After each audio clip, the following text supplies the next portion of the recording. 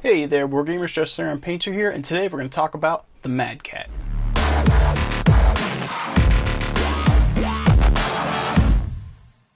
It's probably no secret really. You can't get more iconic than the Mad Cat, I think, or for you clanners out there, the Timberwolf. I know the designations here, and I've got two. I got multiples in my collection. Two that have paint on them, one that's done and one that's not. So let's preface this by saying that here is my Beta Galaxy Clan Wolf one that is not finished. I have not had time to finish them, and I finished a whole Dragon's Fury army, and this guy was one of the first Battletech minis I ever painted, and he's still not done, along with his star mates, because time.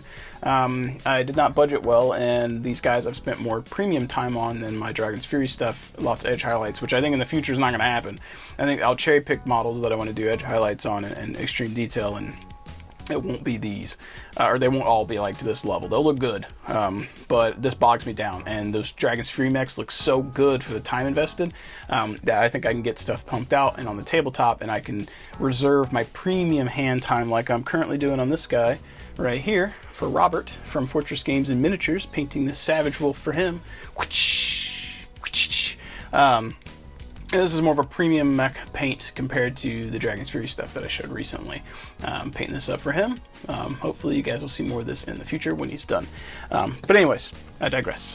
This is for my Beta Galaxy Clan Wolf stuff, and here is my Wolf's Dragoons Mad Cat, or Timberwolf. Depending on who I'm playing with, obviously if I'm using this, it's Clan Invasion era or later. If they're newer or they don't have a lot of variety, when I bring out my Wolf's Dragoons, I'll lean on my more Inner Sphere tech, and I'll bring in my Mercs with them. If they're comfortable, I'll bring in some of my Clan stuff. I've got it set up where I think it's half of my Wolf's Dragoons are Clan mechs, or it might be a third. I've got 12 Wolf's Dragoons painted, and 4 to 6 of them are Clan. I can't remember all of them right off the top of my head, but I tried not to go full Clan, and when I field them, I try to just sprinkle them in, because they, if I want to play Clans, play Clans. If I want to play Inner Sphere, and because they're Wolf's Dragoons, they're kind of, sort of, not fully in the middle, but they do have Clan connections, and it makes sense. So. But the reason for today's video is not just for me to showcase a pretty model that I like, which I think this guy turned out really, really well. It is more to talk about the tactics and strategies for using the Timberwolf in the Clan Invasion era on the tabletop. A lot of you guys are new, and myself included. I'm not some vet. I'm not Fritz. I'm not DFA or Tex or Tuck or anyone that you're familiar with on the internet already.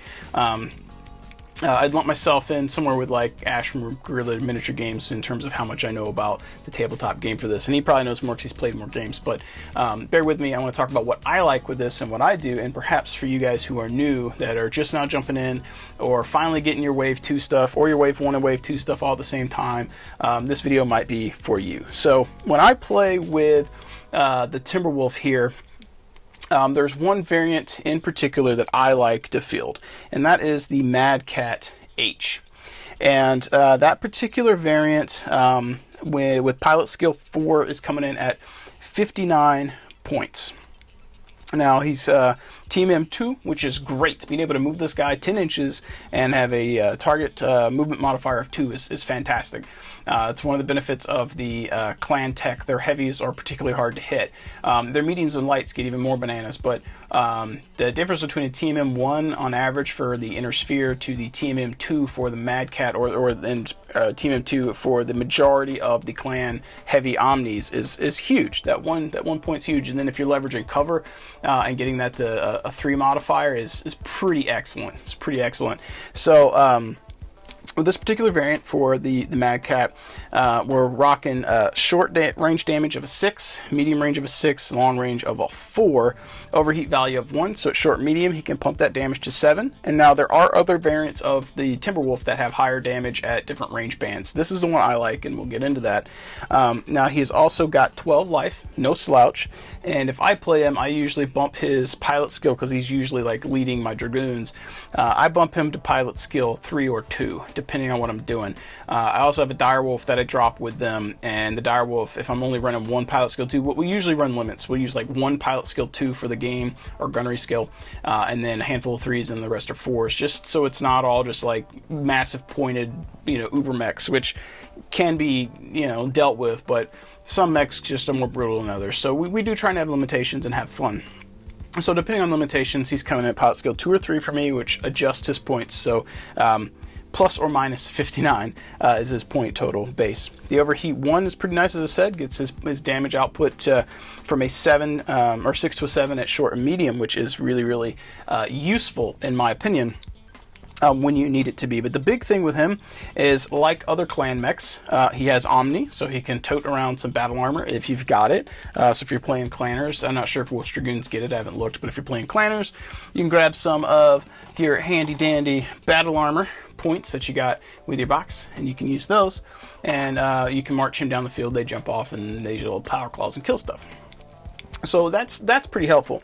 But when I play him as a medium range, out of line of sight mech. So he's got case, which means he's if he suffers an ammo explosion, he doesn't outright explode. He takes an extra damage and he continues on churning out or fighting in the game. The big deal is one of his special abilities is IF3. And this guy has Indirect Fire 3, which is pretty huge. It's quite excellent. There are other things in the game that have values that exceed that for Indirect Fire, but the majority of the mechs that I own, Indirect Fire 3 is pretty good. I think the only other one I've got that might have Indirect Fire 3 is the Archer. There might be a variant for the Catapult, but I don't recall it offhand, but I'm pretty sure the Wolf named, Archer with the name Wolf in Master Units, I think he's got Indirect Fire 3. So with this particular variant of the Timberwolf, what I like to do is get myself into a good position where my flanks are covered, or I feel reasonably comfortable. I'm not going to have a light mech get up behind me, something like that.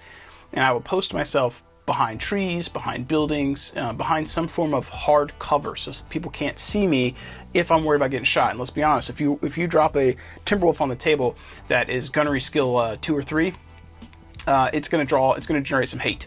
They're going to ignore a lot of your stuff in the midfield because this guy's pumping out damage, especially if you march him down in the midfield and let's say you're running a different variant that's got 7+ damage at short to medium range. They're going to shoot him. He's going to get blasted. And no doubt he's going to deal some damage before he goes down.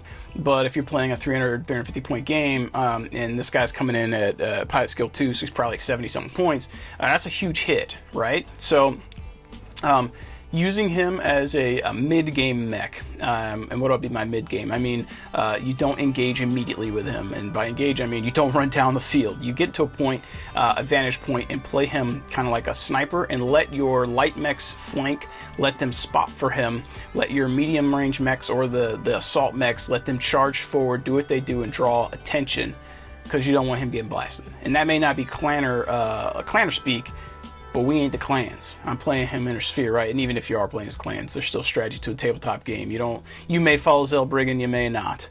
Can't enjoy the honors or spoils of war if you're dead, right? There's some clanners that are probably just clacking away, and you enter Sphere, Surratt, yada yada. But gameplay being the focus that it is, post this guy up, put him behind hardcover, behind a building, something like that, and leverage that Indirect Fire 3.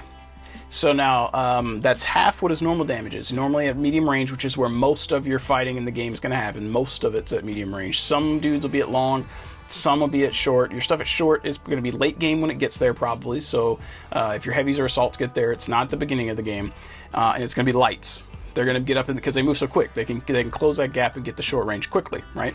So play this guy with the mid game in mind.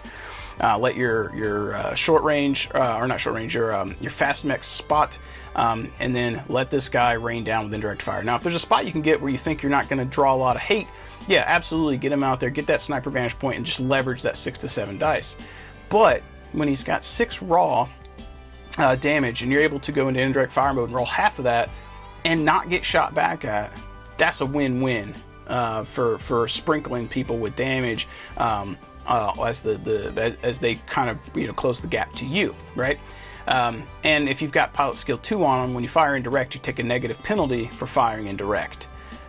that's still not bad. If you're a pilot skill 4, you fire indirect, so you're basically a pilot skill 5. Let's say the mech's an inner sphere, so they move their TMM. That's effectively like a pilot skill 6 for you. And then let's say they got cover, that's like a pilot skill 7, and they're shooting at medium range, so you're looking for 9s to hit, right? If you're pilot skill 2, and you know it's compared to the 4, you're looking at 7s. That's a reasonably average roll on D6. So not bad. And if you're playing with a variable damage roll, you're rolling a pair of D6 per damage, and he's rolling indirect, and you're needing on average, if you're shooting at heavies for inner sphere, you're probably needing 7s with them. If you're shooting at mediums, you might need 8s. Lights, you might need 9s, right? Still not bad. But let's say on average you're shooting at heavies or mediums, and you probably need a 7 or 8. You're rolling 3 pairs of dice, 1 for each damage. If you're playing variable damage, he's probably pumping out 2 damage, right? So the first several turns of the game, it's like 2 damage, 2 damage, 2 damage, and he's hitting. And then once your opponent, for the first couple turns of the game, once they have committed their resources and they're fighting your lights and your mediums or your assaults that are charging forward, then he can pop out from around that cover, right? So let's say first 2 turns he's indirect firing, and you're sprinkling it down, just LRMs or ATMs just firing out of his rocket pods here, right? Your opponent's engaged, your other models, and they've put damage on them. You got a direwolf that's marched forward. Direwolf's taking 5 points of damage or something. You got a rifleman that's posted back in the open to shoot, but he's getting hit because they could see him. All these things that have damage. Fresh Mad Cat just comes out from around the building and lobbing lasers and missiles. You're in prime territory for using your overheat value 1 because you're not already overheated, so you're ready to go. You're pristine. Now your opponent has to choose between shooting your fresh mech and the already damaged mechs, right? And in tabletop war game strategy, and even the real world, clan talk is different. But in tabletop strategy, you generally shoot things till it's dead or it's ineffective, right? So if you're playing with forced withdrawal, if you got a mechs to where they're having to withdraw, that may change your tiger priority. But if this guy pops out and that direwolf's already half dead, and the direwolf is pushing forward and maybe even got a good vantage point for the middle of the table, maybe pushing up trying to get range 1 or short range, whatever. If they choose to ignore the things they've damaged, and they choose him, they have effectively split their damage output. They're sharing his armor, his life points, his essence with those other mechs. And now those other mechs are all the better for it because he's shared and he can take the hits they can't, right? So by that logic, if they shoot at him, it's probably okay for you because he's fresh and those mechs aren't. But those mechs are going to continue to live. So this guy pops out mid-game, other stuff's been hit, your opponents are most likely going to continue to funnel damage into those mechs, trying to take them off the table because you shoot it till it's dead. So that basically makes this guy have a free pass to go shoot stuff. They're unlikely to turn all their focus on him if you've played your cards right or given yourself the best possible chance for that to function for you, right? And then let's say your stuff at the midfield does go down, takes a couple turns. That's a few turns of him blasting with full damage, right? And he's probably taken out a mech or 2 himself, or at least crippled some stuff, So don't look at your mechs and think only that stat line for raw damage is where it's at. Just because it's a Mad Cat doesn't mean you got to charge down the field and just go straight for the glory. Let him be Legolas for a turn or 2. Let your pawns move forward and engage. Then let him come in and just be the winged hussars or the look to the east on the dawn of the whatever day. The cavalry comes in. Let him. I probably messed that up. You Lord of the Rings fans, I probably butchered that, but I like Lord of the Rings too. But let him come in and then let him just start smashing stuff. You can replace some light mechs. They're cheap. Replacing clan tech ain't. Protect him. Leverage that indirect fire and check out your other mechs. See what other mechs have that ability, and some of them are going to function differently. Like he's got mobility and he's got a nice TMM, so he can move forward and take some heat and dish out damage. But you have some mechs that, if you leverage that indirect fire, they may not have the damage output raw he does. They may not have the TMM. They may not have the movement. They may not have the hit points, so the structure. They may just sit behind terrain indefinitely. This guy is the double whammy because he has a decent indirect fire. He's no slouch when it comes to movement. Good TMM, good armor and structure for what he is. he's the king of it, right? He can do a lot of things. So you can play him a couple of different ways, and that makes him particularly lethal on the battlefield. But don't ignore that indirect fire ability. Don't discredit what the other mechs bring to the table. And there's other variants of the Mad Cat or the Timberwolf that do other things for you as well. Make sure you read those special rules. So now I'm going to turn it over to you guys. As Fritz would say, sound off in the comments below. Do you think that's helpful for you? Is there a variant of the Mad Cat in the Succession Wars, Clan Invasion era, maybe even Civil War era that functions better for you? Sound off below. List the name or drop a link to Master Unit List and let us see what variants you like. If there's a different strategy I missed for them, something that you do, or you just want to, tell me I'm a dirty clan or dirty Intersphere Surratt because I didn't follow Zellbriggen and I didn't take this guy and go toe-to-toe one-on-one with people and then let a Intersphere guy flip the table and shoot me in the back, that's okay. You can call me that. But I like to roll dice and play games.